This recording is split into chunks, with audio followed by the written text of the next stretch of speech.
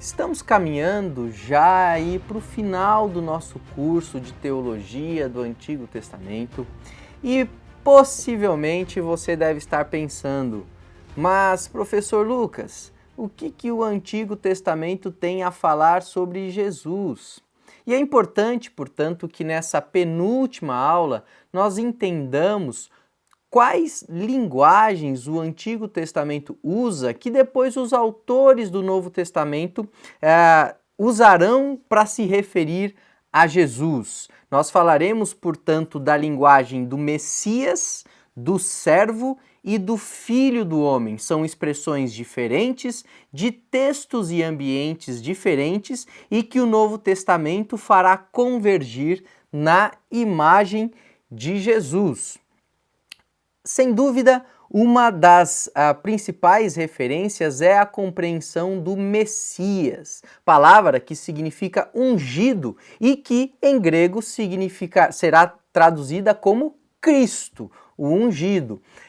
Da onde vem essa ideia do Messias, do ungido? Essa ideia tem por sua principal referência a compreensão da unção do rei, especificamente do rei Davi e de toda a esperança que Israel vai desenvolver em torno de um reinado tão próspero e grandioso como foi o reinado de Davi. Textos como, por exemplo, 2 Samuel 7, o texto em que Deus faz uma aliança com Davi falando de um reinado perpétuo na sua descendência. Ou texto como, por exemplo, Miqueias 5, importante para os evangelhos.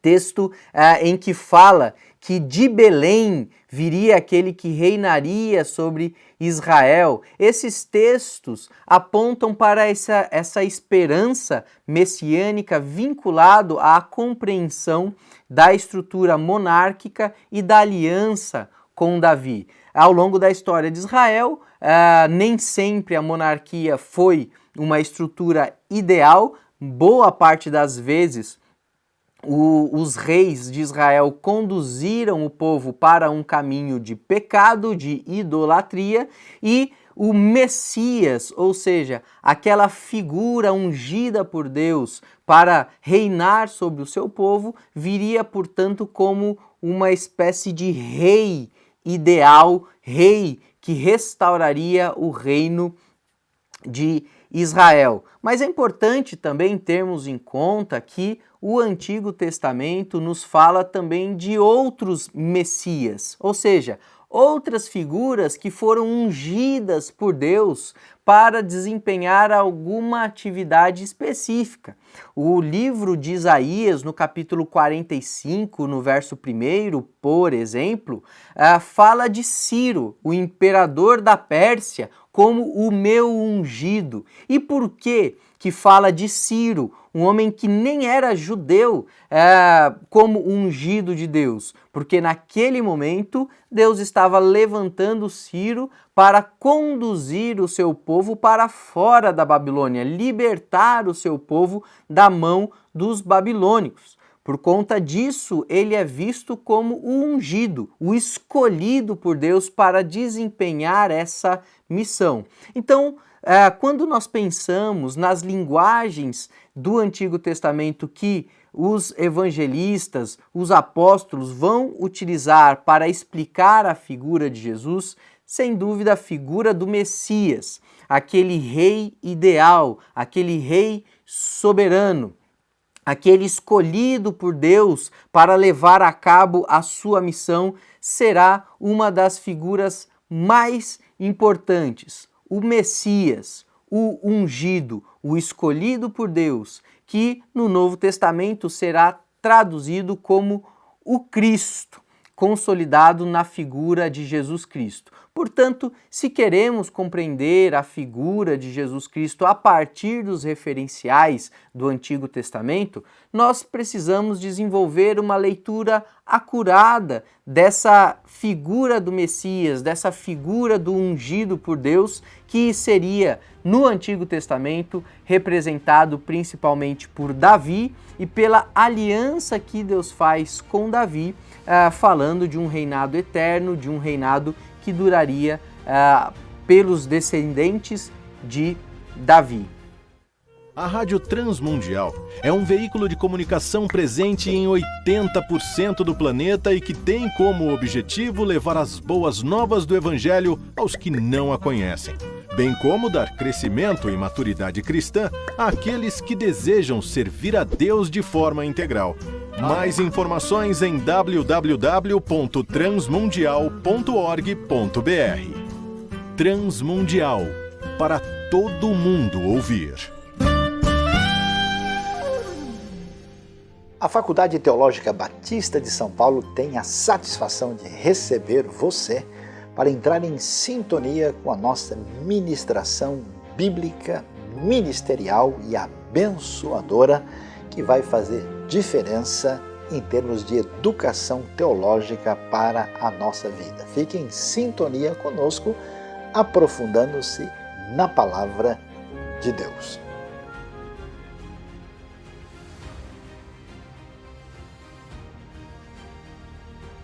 Na primeira parte dessa aula, falamos da figura do Messias, do ungido, uma das figuras mais importantes que os evangelistas e apóstolos vão pegar do Antigo Testamento para explicar quem é Jesus. Nessa aula, nós vamos falar sobre outras duas imagens, a imagem do servo sofredor e a imagem do filho do homem. É muito importante entendermos que essas três imagens, elas surgem no Antigo Testamento de contextos diferentes. A figura do Messias, como nós vimos, está muito vinculada à ideia de uma estrutura monárquica, à ideia do rei, especificamente do rei Davi. Já a figura do servo do Senhor está ligado ao ambiente profético. No livro de Isaías, nós encontramos alguns cânticos chamados, ou alguns poemas chamados tradicionalmente como os Cânticos do Servo, e, sem dúvida alguma, o poema do capítulo 53 é um dos mais conhecidos porque fala de um sofrimento vicário do servo, esse servo de Deus que sofreria em nome e no lugar de todo o povo. Eu separei aqui alguns versos, não o poema inteiro, Isaías, capítulo 53, versos 3 a 7, que dizem: era desprezado e o mais rejeitado entre os homens, homem de dores e que sabe o que é padecer, e como um de quem os homens escondem o rosto era desprezado, e dele não fizemos caso. Certamente ele tomou sobre si as nossas enfermidades e as nossas dores levou sobre si, e nós o reputávamos por aflito, ferido de Deus e oprimido. Mas ele foi traspassado pelas nossas transgressões e moído pelas nossas iniquidades. O castigo que nos traz a paz estava sobre ele, e pelas suas pisaduras fomos sarados. Todos nós andávamos desgarrados como ovelhas, cada um se desviava pelo caminho, mas o Senhor fez cair sobre ele a iniquidade de todos nós. Ele foi oprimido e humilhado, mas não abriu a boca. Como cordeiro foi levado ao matadouro, e como ovelha muda perante os seus tosqueadores, ele não abriu a boca. Esse texto nos fala, portanto, dessa figura, desse servo que assumiria os pecados do povo e sofreria pelos pecados do povo. Essa imagem do servo, vinculada à imagem do Messias, será desenvolvida pelos autores do Novo Testamento para explicar quem é Jesus. Uma terceira imagem que nós também encontramos no Antigo Testamento e que os evangelistas e apóstolos usarão para explicar quem é Jesus é a ideia do Filho do Homem, que se apresenta de forma assim mais intensa no livro do profeta Daniel. A expressão Filho do Homem está espalhada nas Escrituras de forma assim mais ampla, num sentido mais genérico, para se referir a todo aquele que faz parte da humanidade, a todo aquele que é filho, né, portanto, de um homem com uma mulher, a todo aquele que é humano. Mas no livro do profeta Daniel, a expressão ela tem alguns contornos diferentes. Na visão do profeta Daniel, no capítulo 7, o texto diz assim nos versos 13 e 14: Eu estava olhando nas minhas visões da noite, e eis que vinha com as nuvens do céu um como o Filho do Homem, e dirigiu-se ao ancião de dias e o fizeram chegar até ele. Foi-lhe dado domínio e glória e o reino, para que os povos, nações e homens de todas as línguas o servissem.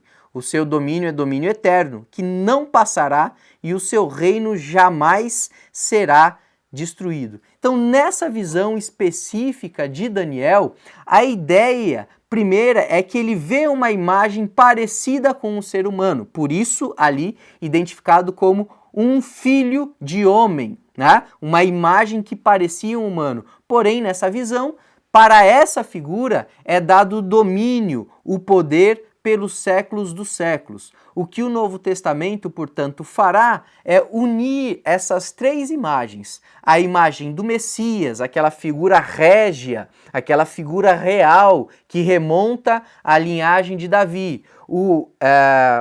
Somar essa imagem à imagem do Filho do Homem, ou seja, uma figura que é humana, mas a quem é dado domínio sobre todas as coisas. E essas duas imagens de domínio, a essas duas imagens é somada ainda a imagem do servo do Senhor.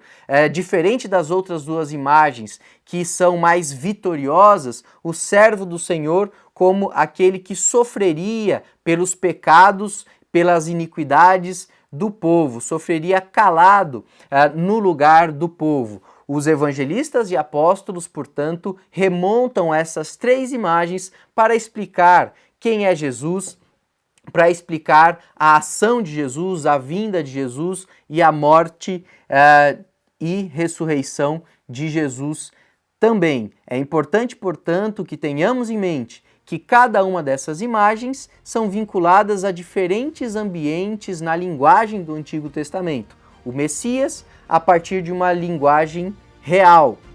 O Filho do Homem, a partir de uma linguagem mais apocalíptica do profeta Daniel. E o servo, aquele que sofre em nome do povo e no lugar do povo, a partir de uma linguagem mais profética. Essas três imagens se fundem no Novo Testamento como uma explicação de quem é o nosso Senhor Jesus Cristo.